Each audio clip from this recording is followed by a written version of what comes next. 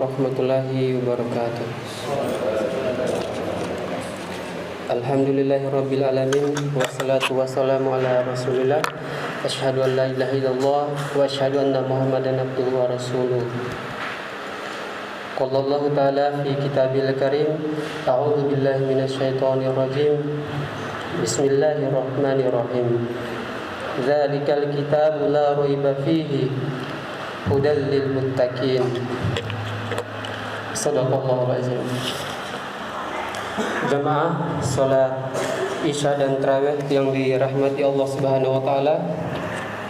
Pertama-tama marilah kita panjatkan puji syukur atas kehadirat Allah Subhanahu wa taala yang memberikan kita nikmat iman Islam, kesehatan sehingga kita bisa menjalankan perintah Allah Subhanahu wa taala.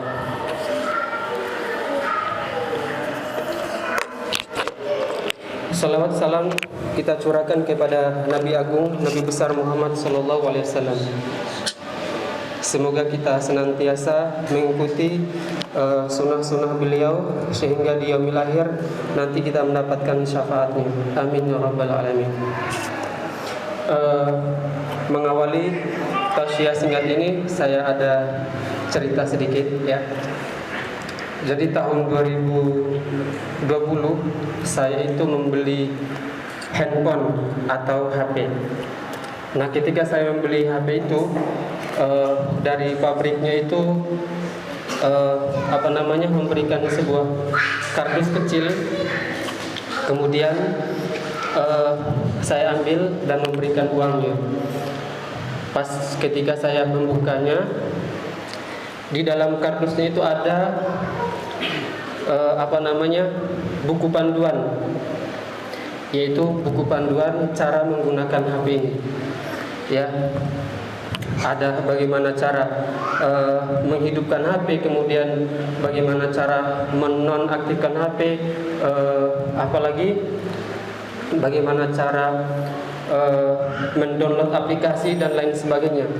Itu yang saya temukan di dalam buku panduan itu.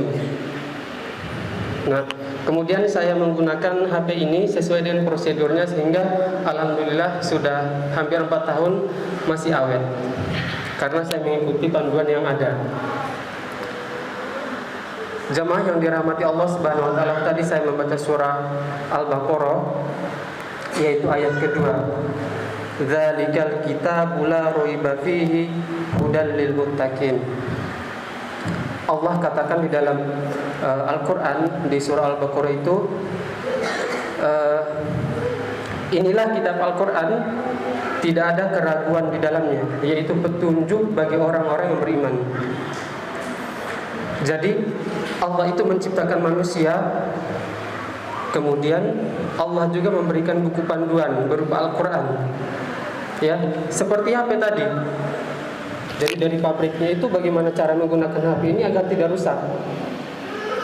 Kita harus mengikuti. Kalau misalnya HP ini kita banting, langsung HP ini mungkin rusak. Karena kita tidak menggunakannya sesuai dengan buku panduan yang ada. Atau kita misalkannya menyimpannya dekat api, maka HP ini akan cepat rusak. Jadi manusia itu manusia adalah makhluk yang paling baik yang Allah ciptakan. Kemudian karena makhluk Allah yang paling baik, Allah juga memberikan buku panduannya yaitu Al-Quran. Kata Allah, ini adalah Al-Quran, tidak ada keraguan di dalamnya, yaitu petunjuk bagi orang-orang beriman.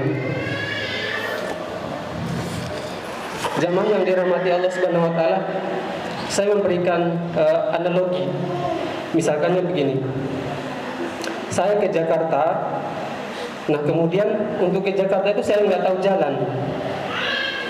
Ya, saya nggak tahu jalan di mana rute-rute yang harus saya lewati, yang harus saya lalui. Saya asal-asalan kemudian ke Jakarta. Karena saya tidak tahu arah perjalanan, maka otomatis saya itu nyasar. Saya tidak akan sampai kepada tujuan saya.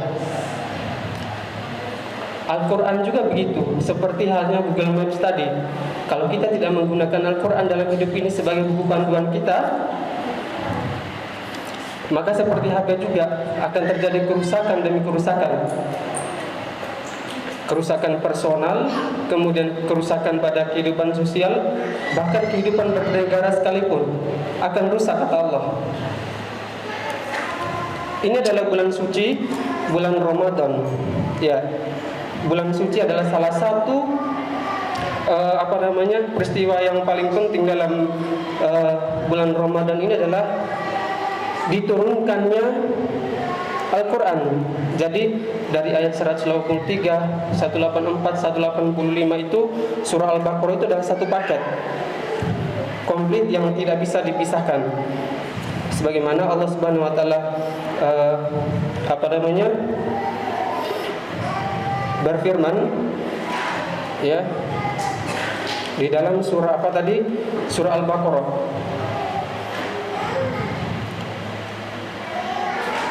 Allah katakan, "Syahrul Ramadan alladzi unzila fihi al-Qur'an hudan lin-nasi wa bayyinatin minal huda wal furqan." Ya. Jadi bulan Ramadan, bulan di dalamnya diturunkan Al-Qur'an sebagai petunjuk bagi manusia dan penjelasan-penjelasan mengenai petunjuk itu dan pembeda antara yang hak dan yang batil. Islam pernah menguasai hampir 2/3 dunia. Ya, jadi dari dari Madinah Islam mendirikan sebuah institusi sampai kepada menguasai 2/3 dunia itu sampai kepada Cina, Eropa sana. Kemudian habis ketika tahun 1924 ketika di Turki, ya, itu menggunakan Al-Quran pedomannya. Jadi bayangkan jamaah yang dirahmati Allah, dalam sejarah peradaban manusia nggak ada di dunia ini yang berhasil menguasai 2/3 dunia, kemudian masanya selama hampir 400 tahun, 1375 tahun Islam menguasai dunia, semuanya menggunakan aturan-aturan yang Allah tetapkan dalam Al-Quran. Jamaah yang dirahmati Allah Subhanahu wa taala, karena ini adalah bulan Ramadan, bulan diturunkannya Al-Quran. Oleh karena itu semoga kita senantiasa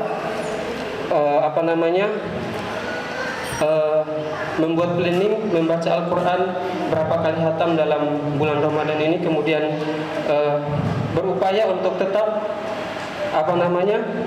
memperjuangkan Al-Quran itu sendiri, yaitu menjadikan Al-Quran sebagai pedoman kita. Kalau misalkan kita tidak jadikan Al-Quran sebagai pedoman, maka terjadi kerusakan dalam kehidupan kita, baik kehidupan pribadi, sosial, dan juga dalam kehidupan bernegara. Mungkin demikian saja tausiah singkat yang saya sampaikan, semoga bermanfaat.